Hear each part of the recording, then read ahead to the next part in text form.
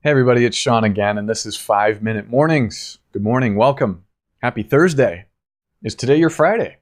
Is that something to be excited about? Just questions. Hey, good morning. And today what I want to talk to you about is something that I think we all deal with.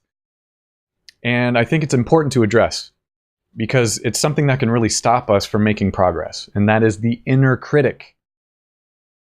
Now, the inner critic, in my opinion, is sometimes helpful and sometimes not helpful. And when I say inner critic, I mean that voice inside of us that says we're doing it wrong. And it's an interesting thing to think about because it means that some part of us is paying attention.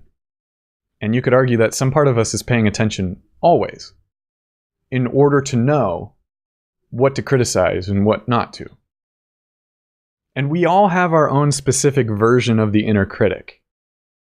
And sometimes the inner critic can be so harsh that it just deflates us completely. You know, sometimes the inner critic can be so pointing and so right and so demanding and so dark that it can really give us a sense of almost depression. And you know the inner critic is acting up when you feel these heavy feelings, these I'm not good enough type feelings, or these kind of, almost trapped type feelings. That's when the inner critic, you know, is in full effect because it's saying, why aren't you doing this? And why is this happening? And there's a bunch of questions that start with the word why. And it turns out we're not actually very good at answering those type questions because they're too broad. You know, and even if you could answer a question like that, the answer of that question, why didn't you do this, might not be so helpful. Well, I didn't do this because I felt this way. And then it just becomes this whole conversation back and forth of, you know, maybe just the conversation in and of itself between these parts of us, it's just not helpful. I think there's a way to avoid that type of a conversation while trying to answer these false questions of why. Why did this happen? Why is life like this? Why are people like this? Why is this like this, basically? And you could replace this and this with different things. Why are people like that? Why do people act like that? Why do I do this? Why do I act like this? And you might ask yourself, well, why wouldn't those be good questions? Because couldn't you get some kind of insight from asking a question like, why did I do that? And the answer is, yeah, you can get insight from that. And oftentimes the inner critic bypasses the insight and starts to ask more of the why questions until we feel just fed up and frustrated and defeated. So that is what I want you to avoid, or to be able to avoid, and to be able to see that that is the path that's being traveled, and then there's a different path. And here's a different path. In the world of psychology, you end up coming across an idea of parts of us. And what I mean is that it's possible that our psychology, that our personalities are developed in parts, and that there's certain parts of us that have different needs than other parts. And you know this is probably true because if you've ever heard someone say, or if you've ever said this yourself, that, well, part of me feels really excited about the idea of a promotion, while at the same time, another part of me feels scared at the idea of a promotion because of all the responsibilities that come with that.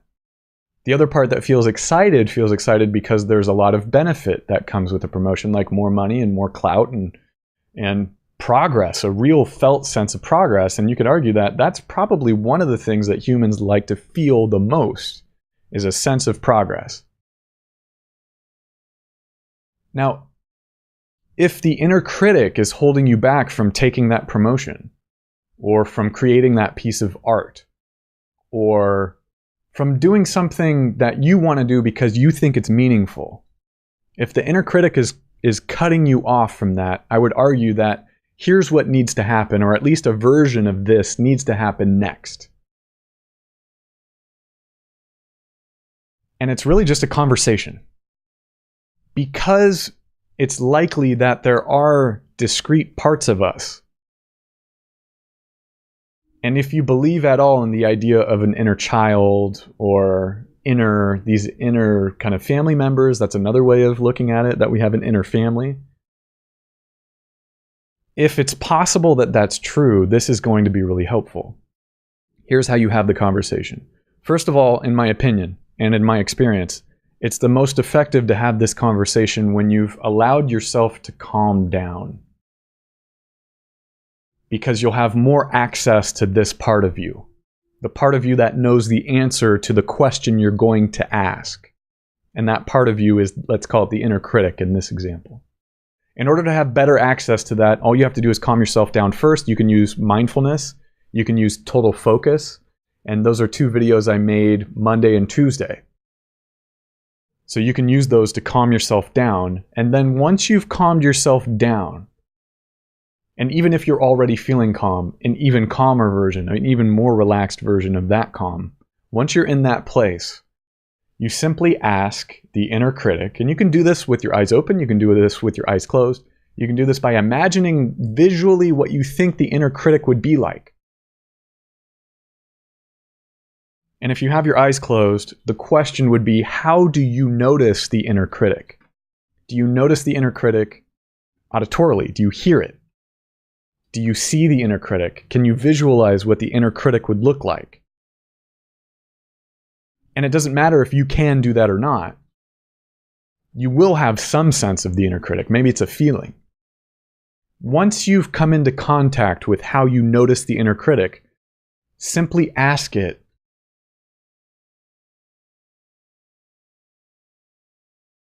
and you could even say, inner critic, what do you need right now?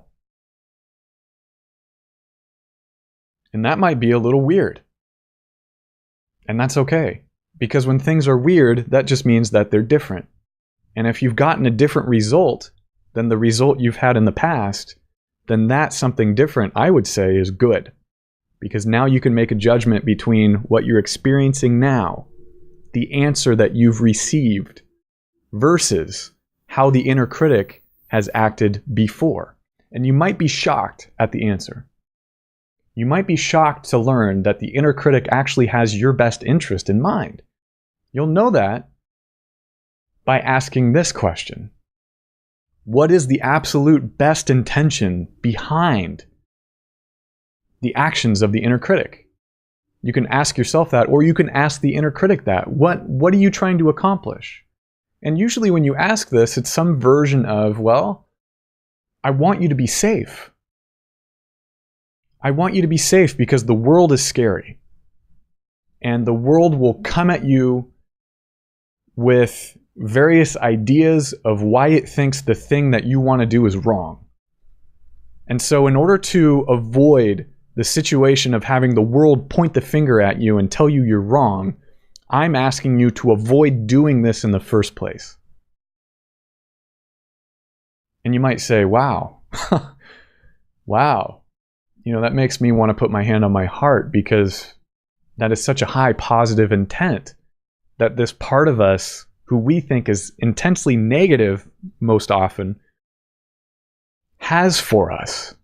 What if the inner critic is actually one of our best allies?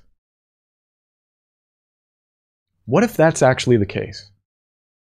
And what if you could have a conversation with your inner critic in order to glean the insights that it wants you to have? Because if it's stopping you from something you actually think would be a good thing, what you could say is, inner critic, it's beautiful. It's a beautiful sentiment that you have, that you want the best for me, that you don't want me to be railed on by the world. And what if it's the case that I won't be railed on by the world? I'm laughing because it's most often the case that we don't actually get railed on. We don't get yelled at. We get applauded. And we get thanked. Because the things that we want to do, the things that we need to do, usually are things that are beautiful for us, for the people around us, and for the world.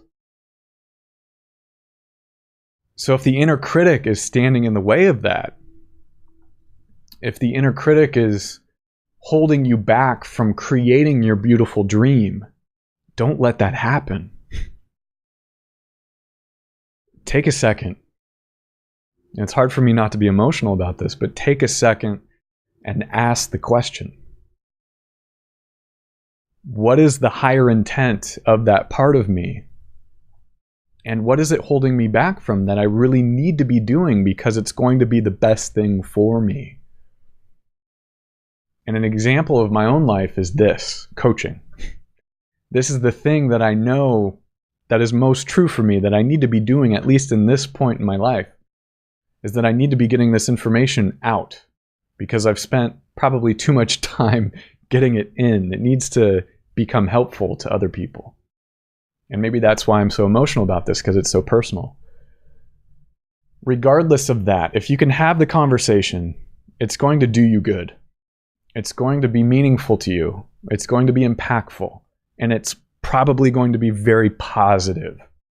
A very positive thing. If you're willing to go through that, if you're willing to meet your inner critic face to face, you'll probably make friends with it, and you'll probably turn it into your greatest ally. So that's what I want for you. I want you to be able to turn your critic into something and some part of you that helps you produce high value. And how you can do that too is once you've had the conversation of what does it want for you, you can ask it, how can you accomplish what you want from me in a way that's even better than you're doing now? Because sometimes what I'm noticing is I get depressed. I get depressed and oppressed based on all the things that you're telling me. And I know that's not what you want for me, right? I know you, inner critic, want me to be successful. Is that true? Great. So how can we come to an agreement of a way that you could act that would be more successful for all parts of whoever is here, me included? And by me, I mean you. By me, I mean you. Thanks for going through this. This tends to be intense for some people. And as you can see, it's still kind of intense for me. So that doesn't have to be a bad thing. That can be a really good thing. And emotion can be a release. It can be the thing that we need to get out, because that's how we process emotions. Process them through movement, through crying, through feeling frustrated. And as we exercise our emotions, they tend to leave. They tend to turn into something else. They tend to peak and they valley. So thank you again. Thank you again. And tomorrow is Friday, so get excited about that first. I'll see you then, and we'll have something incredibly important to talk about that I'm really excited about. So thanks for listening.